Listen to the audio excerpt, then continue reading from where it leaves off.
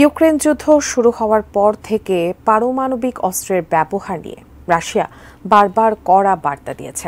এমনকি যদি কেউ রাশিয়ার মতো পারমাণবিক শক্তিধর দেশকে পরাজিত করার চেষ্টা করে তবে তাকে ভয়াবহ পরিণতি ভোগ করতে হবে, এমন হুঁশিয়ারি দিয়েছেন রুশ প্রেসিডেন্ট ভ্লাদিমির পুতিন। এমন পরিস্থিতিতে রুশ প্রেসিডেন্টকে নিয়ে পশ্চিমাদের নীল নকশা ফাঁস করল হাঙ্গেরি।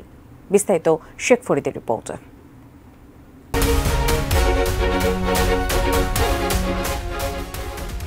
ইউক্রেন যুদ্ধের শুরু থেকেই রাশিয়াকে হারাতে নিজেদের সামর্থ্যের সবটুকু দিয়ে লড়াই করে যাচ্ছে জেলেনস্কি বাহিনী, আর এতে মদদ দিচ্ছে যুক্তরাষ্ট্রের নেতৃত্বাধীন জোট নেটো।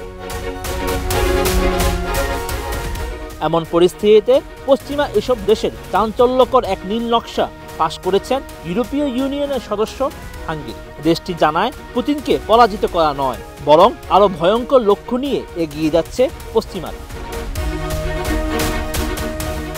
রুশ সংবাদ মাধ্যম তাস জানায় পশ্চিমা দেশগুলো রাশিয়ার জাতীয় সম্পদের উপর নিজেদের আধিপত্য প্রতিষ্ঠায় মস্কোকে সামরিকভাবে পরাজিত করতে চায়।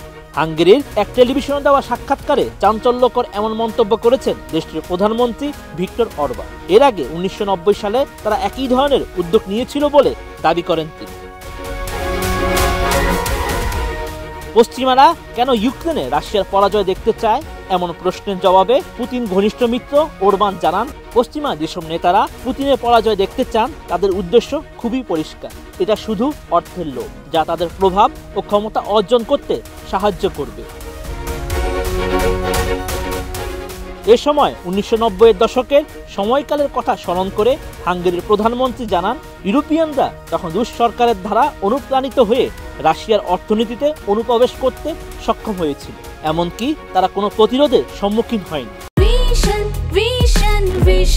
100% কপার কন্ডেন্সারে তৈরি ভিশন ফ্রিজ, তাই গুণে মানে অটুট থাকে বছরের পর বছর। পুতিনের মিত্র আরো জানান, পশ্চিমারা তখন থেকেই রাশিয়াকে শোষণ করার চেষ্টা করেছিল, কিন্তু রাশিয়ানরা অবশেষে সবকিছু নিজেদের হাতে নিয়েছিল।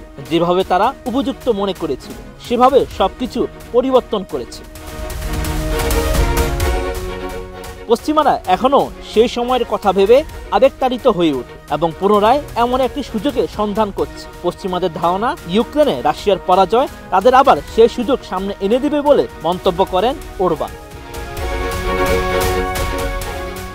হাঙ্গেরির প্রধানমন্ত্রীর দাবি, এই যুদ্ধের সুযোগে পশ্চিমা অস্ত্র বিক্রেতা, ঋণদাতা ও শেয়ার বাজারের জুয়ারিরা তাদের লাভের অংশ হাসিল করার চেষ্টা করছে। এদিকে বিশ্লেষকদের ধারণা, নেটোর অস্ত্র দিয়ে রুশ ভূখণ্ডে হামলার সিদ্ধান্ত ইউক্রেন যুদ্ধের গতিধারাকে বদলে দিতে পারে। নতুন এই নীতি রাশিয়ার বিরুদ্ধে নেটোর যুদ্ধ ঘোষণার সামিল। রাশিয়া অবশ্যই এই ঘটনার প্রতিশোধ নিতে চাইবে, আর তাহলে যে কোনো ধরনের প্রতিশোধের ঘটনা ইউরোপে বড় পরিসরে যুদ্ধ বাঁধিয়ে দিতে পারে, আর এতে ইউক্রেনের মাটিতেই নিজেদের ধ্বংস ডেকে আনবে NATO. Sheikh Farid, ATN news.